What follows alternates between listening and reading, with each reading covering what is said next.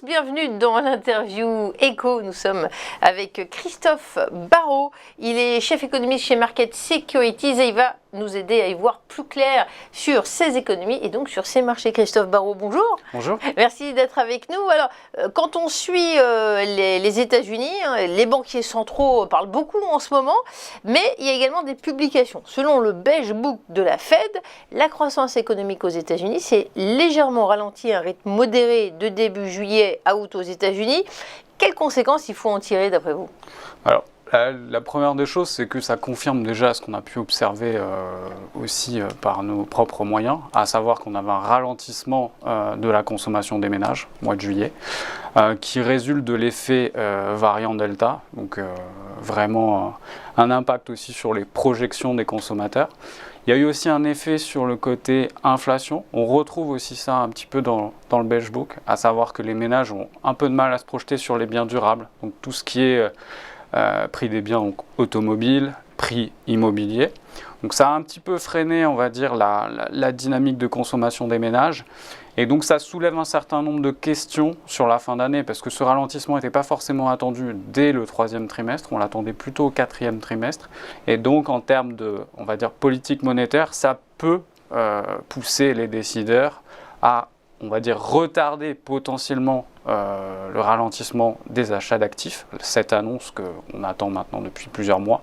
Après, à titre personnel, je pense que ça ne change pas grand-chose dans la mesure où il reste un certain nombre de tensions inflationnistes qui vont peut-être perdurer plus que ce que ne l'attendent les observateurs. Avant l'été, on parlait beaucoup du plan d'investissement aux États-Unis, plan d'infrastructure, de l'emploi. En général, c'est une statistique importante. Là, ça passe complètement au second plan. À un moment, ça va faire son effet quand même, cette injection de fonds publics dans l'économie. Alors, il y a eu les 3 plans de relance qui ont eu déjà des effets et surtout un effet plutôt marqué, on va dire, fin du T1, début du T2. Maintenant, la question, c'est plus d'un plan d'infrastructure sur le long terme. Donc, on parlait de un peu plus d'1 trillion, mais la réalité, c'est que c'est 550 milliards de dépenses supplémentaires sur 5 ans. Donc, on aura un impact, mais c'est lissé sur 5 ans. Donc, l'impact sera limité à court terme.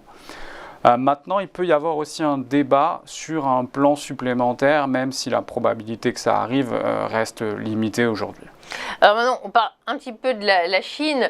Il y en a qui prévoient une croissance du PIB chinois de 6% au troisième trimestre 2021, mais force est de constater qu'il y a un certain ralentissement.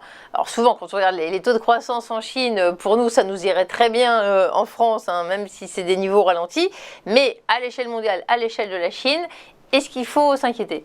Alors, il y a eu un ralentissement assez marqué en fait depuis la mi-juillet, un tout petit peu après, depuis le 20 juillet exactement, où en fait il y a eu un premier cas de variant Delta détecté. Donc, les autorités ont réagi très vite avec tout un tas de mesures, dont des confinements localisés, ce qui s'est traduit par un impact quasi immédiat. Il suffit juste de regarder ce qui se passe sur le trafic aérien, sur les taux d'utilisation des raffineries. On a vu qu'on a eu une chute, on a d'ailleurs observé au mois d'août qu'on avait un PMI service, donc un indice qui mesure en fait la dynamique dans ce secteur-là, qui était en contraction. Donc on a eu vraiment un effet négatif sur cette période qui résulte de mesures de restriction.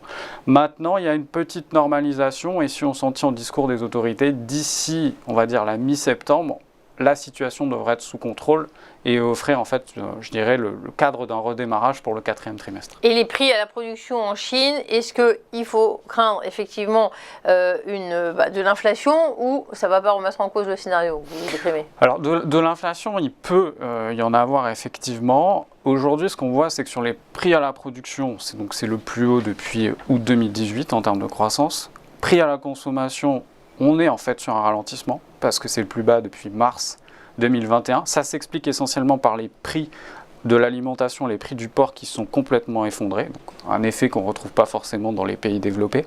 Maintenant, il faut quand même regarder ces prix à la production parce que les petites et moyennes entreprises en Chine n'ont pas forcément la capacité de répercuter ces hausses de prix. Et ce qu'on retrouve dans un certain nombre d'enquêtes, c'est des pressions sur les marges pour ces petites et moyennes entreprises. Alors, le grand rendez-vous cette semaine, c'est la BCE. On revient en Europe. Vous vous attendez à une baisse du montant mensuel du programme d'achat d'urgence, à une inflexion. Quelle est votre analyse à vous ? Alors, je pense que c'est déjà très bien télégraphié dans le sens où la BCE avait dit qu'elle augmenterait ses rachats d'actifs, donc T2, T3. On va vraisemblablement vers une normalisation dès le 4e trimestre. Ça s'explique aussi parce qu'il y a une révision en fait à la hausse qui va arriver sur les prévisions de croissance, les prévisions d'inflation. Il y a moins d'incertitudes sur la zone euro. C'est d'ailleurs une des rares zones où il y aura potentiellement une accélération de la croissance au 3e trimestre. Parce qu'on a eu des chiffres plutôt encourageants, que ce soit en France, en Allemagne, etc. Donc on s'attend à combien? 2,2%? Vous en êtes à combien? On avait eu 2,2% au 2e trimestre sur la révision qu'on a pu avoir mardi. Maintenant, pour le 3e trimestre, on pourra attendre un chiffre aux alentours de 2,5%, voire très légèrement supérieur. Donc, ce qui voudrait dire que sur l'ensemble de l'année, la BCE, qui avait une prévision donc, au mois de juin qui était de 4,6 sur l'ensemble de l'année, devrait revoir au moins à 4,8 pour 2021. Donc dans ce contexte-là, ce serait normal aussi, avec des conditions financières qui restent plutôt très accommodantes, d'avoir ce ralentissement des achats d'actifs. Alors on le comprend, les faucons, comme on dit, pressent pour un retour à la normale. En même temps, si on va vers ça, est-ce que il n'y a pas d'autres effets indésirables? Qu'est-ce que vous voyez comme conséquence? Pour l'instant, j'aurais tendance à dire que sur la zone euro, c'est très bien télégraphié, justement. On sait à peu près où s'en tenir, on va dire jusqu'à peut-être la fin du premier trimestre 2022. Donc pas forcément de conséquences négatives, c'est toujours normal d'avoir un certain nombre de membres de la BCE qui sont plutôt faucons, mais on va dire que dans l'ensemble, en moyenne, ça reste quand même relativement accommodant, et ralentir les achats d'actifs, c'est pas forcément les stopper net. Donc on a toujours une injection monétaire, un soutien, donc pas forcément d'inquiétude à très court terme. C'est-à-dire que là aujourd'hui on va le faire pour des bonnes raisons, à savoir qu'on a eu des surprises plutôt positives dernièrement.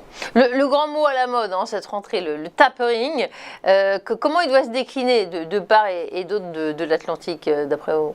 Alors, c'est pas forcément la même chose en zone euro et aux États-Unis. Aux États-Unis, ce serait de prendre un chemin vers vraiment l'arrêt de ces achats d'actifs.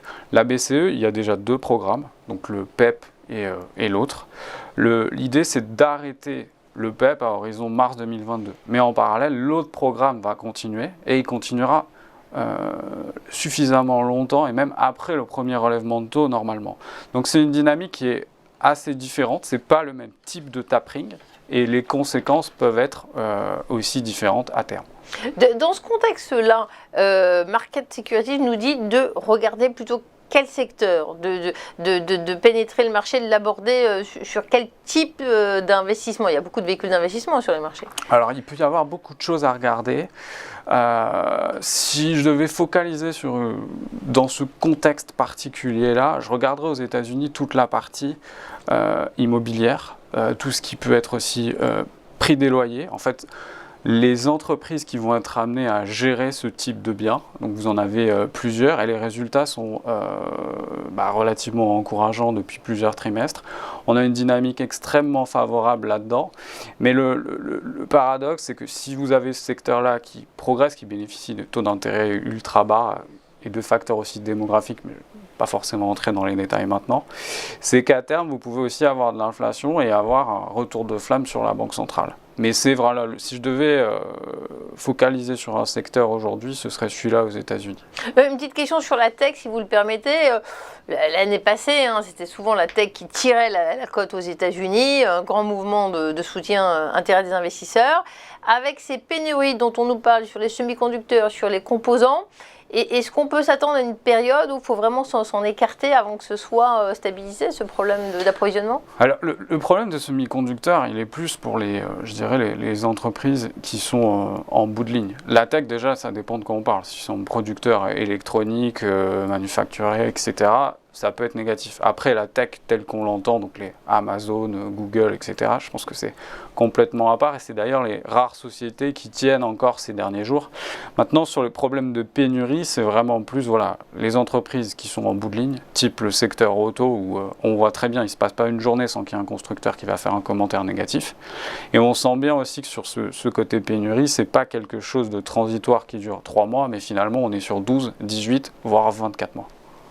Eh bien, c'est inquiétant pour ceux qui aiment l'automobile. Toujours des opportunités sur les marchés. Merci Christophe Barraud pour ce point. Je rappelle, Christophe Barraud est chef économiste chez Market Securities. On a fait un petit tour du monde de l'économie et c'est beaucoup plus clair pour savoir comment aborder le marché. Merci d'être passé par le studio de TV Finance. Merci de nous avoir suivis.